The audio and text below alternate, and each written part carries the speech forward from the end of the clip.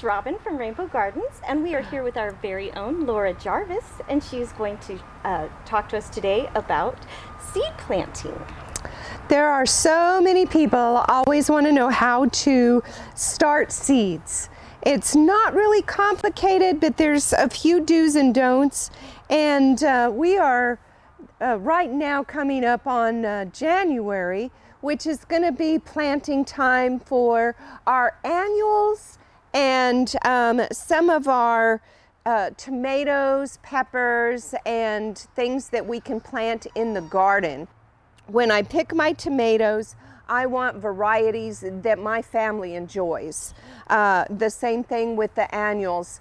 Luckily, today, we are starting some for our butterfly garden, so we're going to take advantage of that and plant those out in the butterfly garden a little bit later.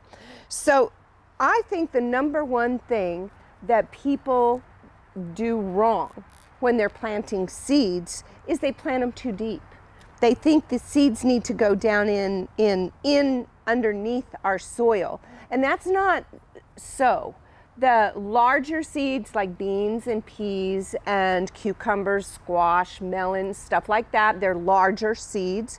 Those are going to go in deeper. A lot of those can be direct sowed in the garden, but some of these, let's just show you. You can see that these are so small. These are little cherry tomato, sun gold, one of everybody's favorite in this part of the world. Yes. They're so small that they put them in a little envelope. So these are going to go right on the top of the soil. And when I'm planting at home, I do 2 or 3 in each pot. And very lightly tap those out unless you have a seeder, but you can do this very easily. I don't know if you all can see this. I believe that Joelle's going to be able to get us a close-up of that. So I'm going to put about 3 seeds right in the center. If you get 4, it's okay. And all I'm going to do is just tap those in. I am not going to cover that with soil. Now, if you're really lucky, you're going to get 3 seeds to come up when I do this. What am I going to do with those 3 seeds? They're going to be too close together. You don't ever want to plant something, especially tomatoes or peppers, that you're getting double stems, several plants, because if you let them grow together, you don't get twice as much. Right. You get half as much. So I'm going to let those come up, and the strongest one is going to be our plant. Okay. We're going to pull the other 2 out. Okay. That may seem like a waste, but if you do that, you will always have the strongest plants in your garden. They're going to bear more fruit. They're going to be productive faster. So that's a really good way to cull that, but then get your germination at the same time. Does that make sense? Yes, it does. That's a good to know. Okay, so tomatoes, when we're planting, we want to count about 6 to 7 weeks backwards from our planting date. Okay. So if our planting date is the 1st of March, which is a good time frame around here, then you're going to count 6 weeks back, and so you're talking about January. All right. So that's what we're going to do. Now, once we get all of these done, I do several different varieties, like I was saying. I'm going to get tags, and I'm going to put this in before you go on to the next one, folks, because you're going to forget what you have. Ask me how I know. Because I've done that and gotten them mixed up, and then they go in the garden, and then you don't know what you have. So we're going to put that tag in there, and then I'll know. Another problem that people may have in their gardens, depending on the types of birds that they have in their yard, sometimes the birds decide that they like these tags. You're going to plant them in the garden and tag them, and sometimes the birds take those out. I have seen it in action. So let's do a green zebra. Okay. This is a different type of tomato, and Sometimes those are hard to find. Those are also very small. If you all are getting these envelopes, they will also help keep the seeds fresher longer. They tend to last just a little bit longer. This seed is almost twice the size of the little sun gold, but still I'm going to plant 3 or 4, and then I'm going to cull. So that is tomatoes. We are going to plant those in, water them in when you get finished, and put them in good sunlight. So once we get all of our seeds planted, then we're going to mimic the sun. The more sun I can get on my seed tray, the better. The healthier, the shorter, more compact the seedlings are going to be. The less light they have, the more strung out, weaker the plant is when I go to plant it in the garden. Now, when we go to plant, there's a whole nother set of things that we're going to want to talk about, and that's hardening off our seedlings. So what are the watering needs at this point? That is a great question, and everybody wants to know that. So we have to keep the medium moist. I use tap water that's been left out to take a little bit of the chlorine. If you leave it out 12 to 24 hours in a pitcher of water, then that will help evaporate the chlorine off of there. You don't have to do that. A lot of people just use hose and water. That's fine. You can use a small little water can. The main thing is when it's dry like this, when we're first planting, it's going to take several wettings to get that soil moist. When soil is really dry, it kind of repels the water. So it's going to take a little bit. You can't get a big water can that's got a big end on it that's going to splash everything, because as you saw how small some of those seeds are, Yes. if we have water that's splashing this, it's going to pop that seed right out of the pot that you put it in, or it's going to put it in its neighbor's pot, and we're going to get the different seeds confused. So you have, yeah, so we're going to do thoroughly over all of that soil and moisten that. A good water can will work. A nice little soft seed breaker will work on the hose, or simple fan sprayer. You can take these outside and water them and put them back under your lights or in your window if that is neater and cleaner. Sometimes I like to do that. It's just easier for me. So I haul my 3 or 4 seed trays outside, water thoroughly, let them drain, bring them back in, and keep them in as much sun as possible. If you're doing grow lights, a lot of these grow lights, like this one is set up so it sits up. You're going to want those seed trays right underneath that light. That's going to give it the most amount of light. So you can usually drop the bulb down or raise it up depending on the needs. If you just have a lamp, you can just bring it closer. That's going to give you the most light on these. If we're doing annuals, like let's say a zinnia, we all like our zinnias, and the pollinators love the zinnias. I like to do several in each one of the little containers. So instead of doing 2 or 3, I'm going to do several around the top of my container. And I'm going to just sprinkle them on like this. Again, when they come up, if you have any weak plants, if you have a plant that maybe it looks a little bit deformed, not everything is going to germinate and be gorgeous right away. Sometimes we want to cull those. So if you have a few extra in each container, then that works wonderfully well. So again, we're going to mark those. These are zinnias, and zinnias, The reason I'm starting zinnias now is, again, they're going to take about 6 to 7 weeks, possibly 8 if our weather is bad and we can't get out there and plant. I'm just going to pat this in, not bury it deep. We don't want to bury them very deep. We want those to germinate, and that's all it's going to need. Another thing by packing it like this or pressing it into the soil is, see how that kind of firmed that soil up just a little bit? See how fluffy, and now it's a little more firm?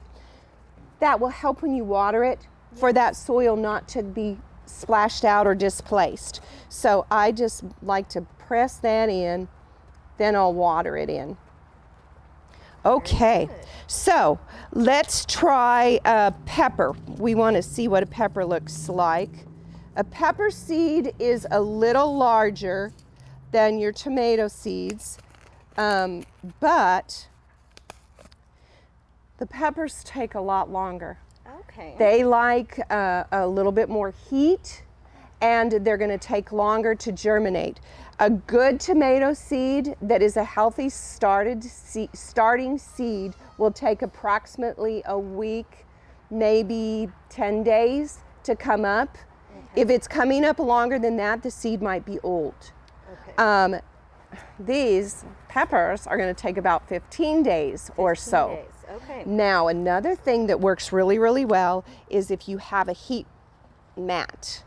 This will go underneath your seed tray, plug into the wall, and you can turn this on. And what this does is give my seed tray bottom heat. So it is really, really beneficial with peppers. Peppers like it warmer. Okay. Eggplants like it warmer. So if we hook up a seed mat to that, then that was going to help that germination come on a little bit faster and a little bit stronger. When those seeds germinate, yes, they tend to be just a little stronger because they're a little bit warmer, a little bit more comfortable. Yes, oh, very good. Good to know. Okay, so this is a pepper seed, and most peppers are going to look very similar to this. They will vary just a little bit in size. And Joel's going to get a close-up of this, and he's going to show you what that looks like, so everybody at home can understand what those little peppers are going to look like and maybe identify those. Now, when I go to plant my peppers, I'm going to do just about the same thing as I did with my tomatoes. I'm going to put about 3 or 4 in each pot. And I'm going to spread those out just a little bit. And I am going to wait until they come up, wait until they get their second set of leaves. Okay. The first set of leaves is always very small, and it doesn't look like the second set. Once it gets its second or third set of leaves, I'm going to be able to see how strong those plants are. And I'm going to pull out the weak ones. Yes. And I'm going to plant my healthiest one in my garden or in a pot. And it doesn't matter, you can plant them either way, but the main thing is you're getting rid of those weak ones. When we spend all this time and effort to grow this good food for our family, it's best to pick those strongest plants that's going to give us more fruit. Yes. And be easier to grow. That way we're not out there babying these little plants. It's a good, healthy, strong plant that's going to give us good production. So do we have any questions? What is a good fertilizer to use That's in these plants? That's a really good question. Everybody wants to know that. What was the question? What is a good fertilizer for our plants? There's a lot of options out there, and there's different choices for different types of people. You can go organic, you can go synthetic. Both are good when you're talking about a small seedling situation like this. Personally, I tend to use organic products. I like organic food for my family, and there's a reason why I will usually pick this product. This is Grow Big by Fox Farm. Yes. And if I've got my seedlings in my house and I use a wonderful organic product, Yes. then we get the wonderful organic aroma. Yes. And some of us don't like the wonderful organic aroma. Some of us would like to have no smell or Yes. as little smell as possible. Well, this product is the right one to choose. Oh, Because very good. if we make Robin smell this, she's not going to get she's not going to get a stink face. Very good. Smelling Yes. the product. Okay. So That's very pleasant. so you really won't notice it. Another thing that I have noticed over the years is with this product versus an organic Yes. that has a scent to it, I tend to get less fungus gnats. I don't know why that is. I don't know if they are drawn to that smell because they get in the soil and they feed on organic matter. So maybe that draws them. Yes. That could be. I have a lot less problem with fungus gnats with this product. Now, the first 2 times I'm fertilizing my plants, after they get the second leaf, would be the first. After they get the third leaf, or approximately a week to 10 days later, I'm going to do my second application. Those 2 applications, I'm going to use this at half strength. I don't want to get something too strong for my seedlings. Once they're going and I've done 2 applications, then that third application I can go ahead and use it full strength. Now, with every single fertilizer, no matter what it is, no matter what you're using, always read your label. You can go and suggest or use according to your label. If it says every 2 weeks, then use it every 2 weeks. If it says once a week, then use it once a week at the recommended rate. That way you're going to get your best results. We want to make sure that we don't burn things. Right. We want to make sure that we have enough food. Yes. So that by going with the recommended rate of application, we're going to be sure we get the adequate amount on there for people. Great. So Laura, what about the soil? Ooh, good question. Let's talk about soil. I have a mix here that is very, very good. You can use this or you can make your own. If you're making your own, I would say a very, very good potting mix, a high quality potting mix, and you put in 50% peat moss. The thing that we need for these little seeds, this is really fun. You guys will be able to see this on camera. So see how light this is? Yes. It doesn't have a lot of bark in it. And so what happens is that allows the little roots to get into the soil very quickly and very easily. So that is going to give your seedling a faster and better start.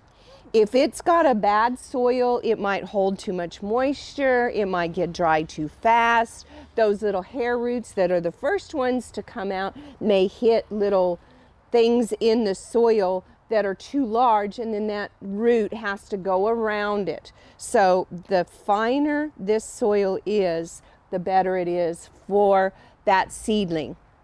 Very good. And there's a lot of different ones on the market we can use. We don't have to use just this one. Just make sure it's a very good quality one. Very good. Okay.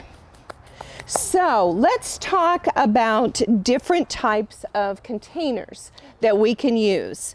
So I have a lot of different things in front of me here. Yes. We have a lot of things available at Rainbow Gardens, but what if you are just starting out? What if you're in college? Yes. What if you really don't have hardly any budget at all? What can we do? Well, why don't you tell us? What about little coffee cups? That's a great idea. You know, you can get those very cheap. You can get those at the dollar store. I can get a little package of cups at the dollar store. The main thing is we got to make sure that we put drain holes in those. When I was a kid, we didn't have a lot of money and we grew a lot of our food. And we used egg cartons. We always had egg cartons because we had chickens, yes. We grew, you know, all kinds of things. So we had extra egg cartons that we would save from everywhere. People would give those to us. So I can use a little egg carton. And you know what's so funny? Look at this. Look at this. Oh. It kind of reminds you of an egg carton, doesn't it? Sure does. So take the lid off the egg carton, put holes inside that. If it's the styrofoam, which most of them are now, they're not the pressed paper, yes. like the old-fashioned ones, then we're going to wait until those seedlings are very, very rooted. Okay. And that way we can turn it upside down. We can push up on the bottom and those little seed starts will pop right out of there. Okay. With these are what we call peat pots. And those are very popular and they are sold everywhere. And there's all different sizes, all different shapes of peat pots. There's one thing that I really don't like about a peat pot. I have time and time again gone back in my garden after a peat pot was planted.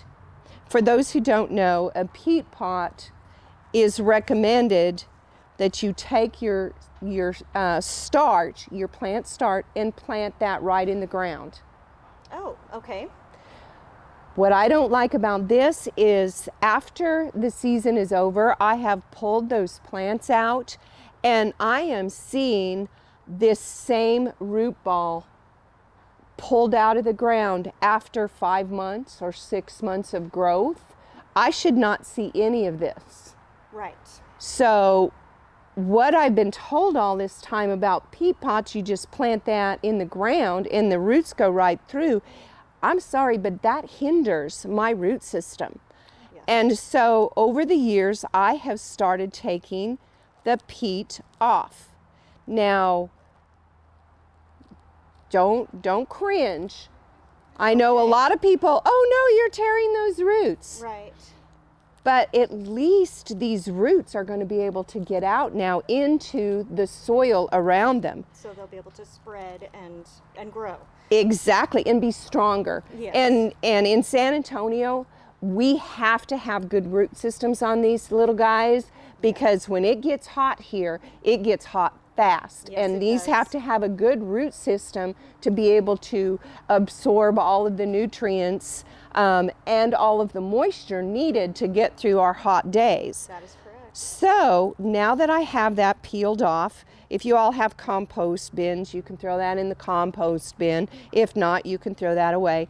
You are going to plant this and these little roots are going to be able to get out into the soil. Once our plants are ready to go in the garden, with most of our annuals that we've started, we're approximately 6 weeks. We are going to see how our root system is. So if we've done a really good job, we have lots of cute little roots here, and we're going to loosen those up a little bit. If they're just getting rooted and maybe not all the way down into the bottom, we're not going to worry about loosening that up because obviously it is a little bit loose. So then we're going to plant this in the ground and bring the soil up on the stem.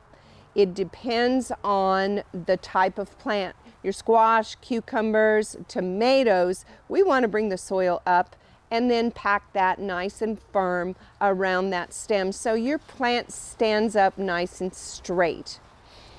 If it is a pepper and it's already just a little slight lean to it or it doesn't want to stand up, you can use a little stake, a little stick, like a little bamboo stick. You can even use one of your markers to hold your plant up.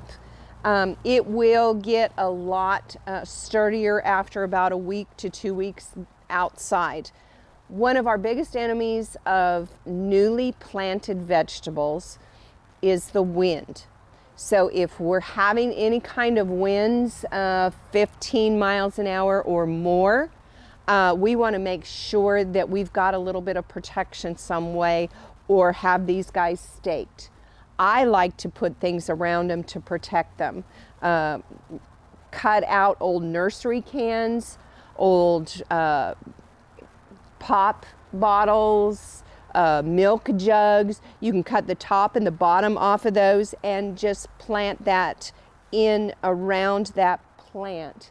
And that's going to be a windbreak for our little seedling. Once it's been in for a few weeks, it'll get sturdy. That's a great idea. So the other thing that we have to worry about is what we call hardening off. We've taken a plant from indoors, now we're planting it outdoors. If we just plant that, no protection, we of course are going to choose sun. All of our garden plants need sun, at least 6 hours or more. Then they're going to droop and wilt, and they're going to have a dilly of a time trying to get established. So I start bringing my trays of my seedlings outside. I'll take them out there for a little sun bath. I don't want it windy, and I don't want it so hot that they're going to be wilted within an hour. So I'm going to take them outside, maybe give them part sun, part shade, or put them in an area where it's a little bit of each. That slowly gets your plant used to full sun, outdoors, wind, and all of those different kinds of things. After my plant has sturdied up, the leaves are a little bit thicker, the plants are more resilient. If I can put them out in the sun for 2 or 3 hours without them wilting, then it's time to go ahead and not worry about either shading them or hardening them off any longer. At that time, we're ready to even remove the things around them that are protecting them.